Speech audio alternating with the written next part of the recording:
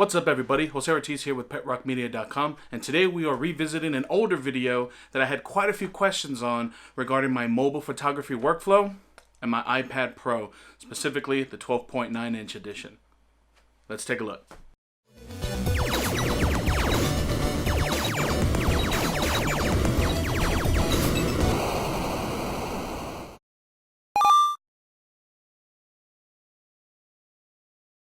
Before we get started, if you are new to the channel and you want to learn great content on gaming, cinema, and technology, hit that subscribe button and that little bell icon so you're notified of each and every time we post a video.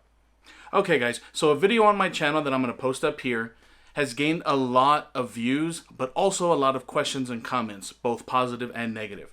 What I failed to show you in my previous video was my exact workflow from photo, entry, to edit, to kind of out to social media. So what I'm going to do today is I'm going to show you my workflow that I utilize with my iPad Pro while I'm out on the go, but still wanting to edit my photos professionally and put them out on my social media sites. Now let's get over to the iPad screen. Alright, ladies and gentlemen, so we're here on my iPad's landing homepage, which is upgraded to the latest iOS 11. So what we're going to do is we're going to take the lightning adapter to an SD card reader and we're going to put it into the lightning port. And once you wait a couple seconds, you're going to automatically be presented with the images. Now I took a few images, I freshly formatted the card and took a few images just for this demonstrative purposes. So usually if you want, you can go in, click on ones you want. In this case, we're going to import all. And you can see them importing based off of the green check mark. And they're done. And it's going to ask you, do you want to keep these on your SD card or do you want to delete them? I typically like to keep them just to have as another backup, since typically I do a lot of mobile editing on the iPad. Some of the other images that I take that I may need a desktop for, I'll keep them on there just in case. So I'll go ahead and hit keep. So once my images have been imported, I'll close out of that. And then I'll fire up whatever app that I'm looking to do. Now if I'm looking just to get some quick little edits, simple edits, and then get it out to social media, typically, I will utilize Snapseed for that. So once I'm in Snapseed, I'll go to all photos, and you can see the images that recently were updated. So I'm going to go ahead and launch this one right here, the one of my Video Micro. And so what we'll do here is typically I can go through here and look at some of these pre-selected or pre-created presets. And you can see it's very, very fast on the iPad. So I'm just going through here, I'm on accentuate. Maybe I want a black and white. Maybe I want a silhouetted type of black and white. So you get the idea. So you can pick one if you want.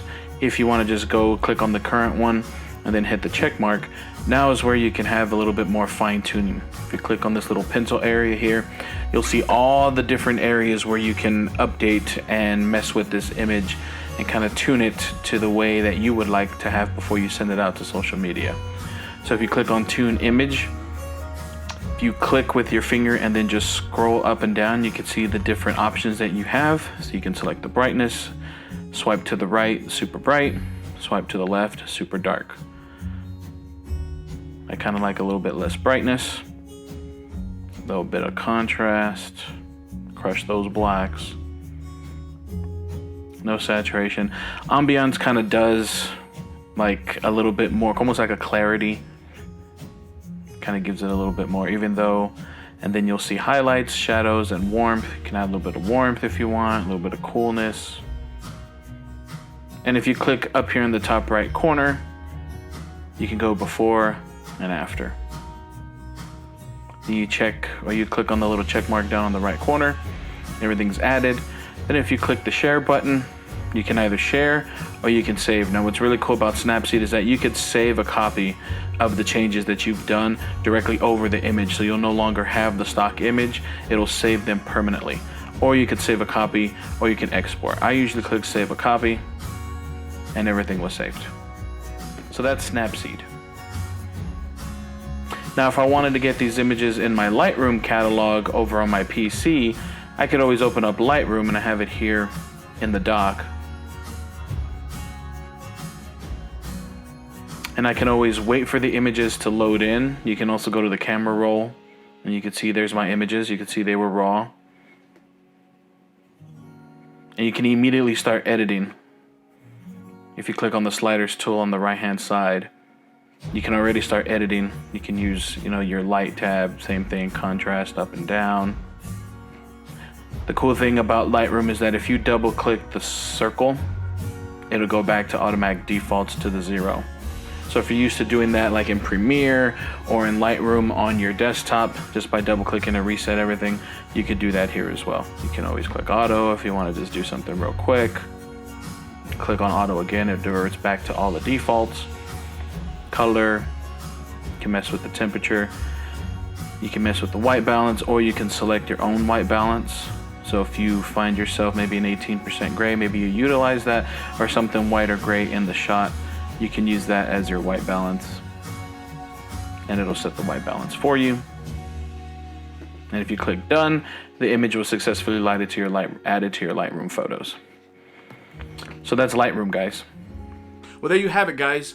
Just wanted to give you a quick overview of the workflow that I utilize with my 12.9-inch iPad Pro First Edition while I'm out shooting with a very minimal camera bag. Usually I'll have my X Pro 2, a few prime lenses, my iPad Pro, and I'm good to go. Again, if you're new to the channel, welcome. Consider subscribing if you enjoy the content. Once again, guys, this is Jose Ortiz with PetRockMedia.com signing out. Peace.